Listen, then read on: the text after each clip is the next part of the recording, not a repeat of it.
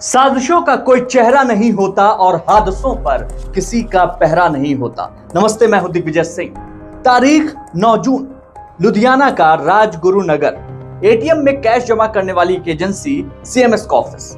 आधी रात को करीब 11-12 बजे के आसपास 8-9 हथियार बंद बदमाश ऑफिस पहुंचते हैं और वहां पर घुसते ही सबसे पहले जो 2 गार्ड वहां मौजूद थे उनको काबू में करते हैं और उसके बाद सब कुछ बदमाशों के अंडर।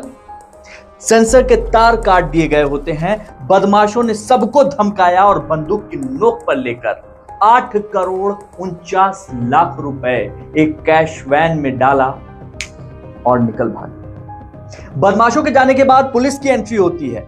8 करोड़ 49 लाख रकम सुनकर ही होश उड़ गए थे। यह बैंक डकैती अब पुलिस के लिए एक चुनौती बन चुकी थी। पुलिस ने एक ऑपरेशन तैयार किया। उस ऑपरेशन का नाम रखा, चलो रानी मधुमक्खी को पकड़ते हैं। पुलिस दिन रात एक टीम बनाकर इस काम में जुट गई। एक एक छोटी छोटी बात पर पुलिस अपनी निगाह गड़ा कर रखे हुए थी। जैसे जैसे घंटे बीत रहे थे, पुलिस के पास आरोपियों तक पहुंचने के रास्ते सकरे होते जा रहे थे। पुलिस की जांच में पता चला कि वारदात में कुल 10 लोग शामिल थे। पिछले 5 महीने से इस डकैती को अंजाम देने की साजिश तैयार की जा रही थी। पूरी साजिश को मनदीप कौर उर्फ डाकू हसीना खुद अपनी निगरानी में तैयार कर रही थी। इसमें डाकू हसीना के लिए मुखबरी का काम मनजिंदर मनी कर रहा था। यह वही शख्स है जो पहले सीएमएस कंपनी में काम करता था।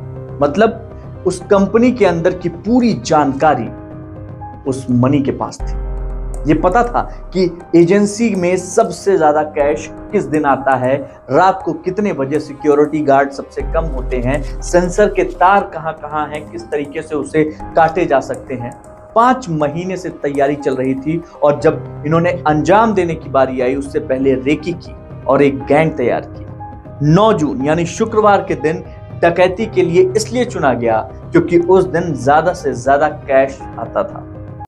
इसके बाद 8 से 10 बदमाश मिलकर पूरी वारदात को अंजाम देते हैं और कैश वैन को लूटने के बाद कुछ दूर जाकर पूरा कैश दूसरी गाड़ी में डालते हैं, फरार हो जाते हैं। सनसनीखेज डकैती के 36 घंटे बीत चुके थे। पुलिस को पता चल चुका था कि इस कहानी में कितने किरदार हैं, उनकी सरगना कौन है। अब बारी थी उसको दबोचने की। रानी मधुमक्खी को दबोचना था। पुलिस को जांच में पता चला कि ये जो डाकू हसीना मनदीप कौर थी, उसका जो खास था मनजिंदर मनी, वो इंस्टाग्राम पर भी एक्टिव था। सोशल मीडिया का अब इसमें एक्टिवेशन देखिए आप। उसमें इंस्टाग्राम पे एक्टिव होने के बाद उसने वो जो 8.5 करोड़ की डकैती हुई थी, उसने इंस्टाग्राम पर नोटों की एक रील डाली थी जिसमें 500 रुपयों की गड्डियां थी जो डैशबोर्ड में डाली गई थी। उसको देखकर पुलिस को यकीन हो गया कि मनजिंदर हो न हो, किसी भी तरीके से ये इस पूरी घटनाक्रम में शामिल है, क्योंकि वो पहले इसी कैश एजेंसी में काम करता था, सीएमएस में। और मनजिंदर सिंह मनी के बारे में इतना सारा पैसा कहां से, कैसे? काम करने वाला छोटा सा अपना एम्प्लॉय सुराग मिल चुका था, जिसके बाद पंजाब पुलिस ने कुल 5 लोगों की गिरफ्तारी की। इनसे पूछताछ पर मनजीत कौर और उसके पति की तलाश शुरू हुई। इसके बाद एक जाल बिछाया गया, क्योंकि किसी क्रिमिनल का कोई रिकॉर्ड नहीं था, सब कुछ नए थे, सारे लोग नए थे इसमें। मनजीत कौर और डाकू हसीना ने 5 महीने की तैयारी के दौरान हर उस आरोपी को अमीर बनने का सपना दिखाया जो उसके साथ जुड़ा हुआ था। इन सभी को डकैती के अंजाम देने के बाद अच्छे खासे रकम की इनको आश्वासन दिया गया था। इनसे कहा गया था आपको मिलेगा। पुलिस ने बताया कि डकैती की मास्टरमाइंड जो मनदीप कौर थी, वो इतनी बड़ी वारदात को इतने अच्छे तरीके से अंजाम देने के बाद बहुत खुश थी। उसने अपने पति जसविंदर सिंह के साथ तीर्थ यात्रा का प्लान किया। ये प्लान भी उसका हिस्सा था, क्योंकि वो उस तीर्थ यात्रा के दौरान वहां से नेपाल भागना चाहती थी। पकड़े गए आरोपियों से चूंकि पूछताछ चल रही थी और सर्विलांस के जरिए पुलिस को यह पता चल चुका था कि मनदीप कौर अपने पति के साथ कहां पर गई हुई है।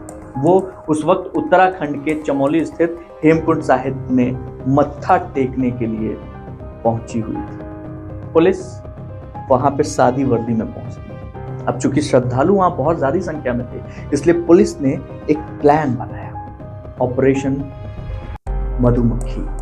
और उसी प्लान के तहत सादे ड्रेस में पुलिस ने ऐलान किया कि फ्री में सबको फ्रूटी बांटी जा रही है, और फ्रूटी लेने के लिए सब लोग आने लगे। मनदीप कौर भी फ्रूटी की लालच में चेहरे से दुपट्टा हटाकर फ्रूटी लेने पहुंची, और जैसे ही उसने फ्रूटी ली, उसका चेहरा मिला, पुलिस ने मनदीप कौर उसके पति को दबोचा। 60 घंटे के अंदर इस डकैती करने वाले गैंग के मास्टरमाइंड समेत 9 आरोपियों को पुलिस ने पकड़कर यह दिखा दिया कि वाकई कानून के हाथ बहुत लंबे होते हैं। अभी भी 2 आरोपी फरार। तो आज इस कहानी में बस इतना ही।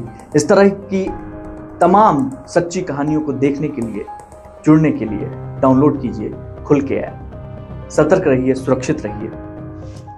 जय हिंद।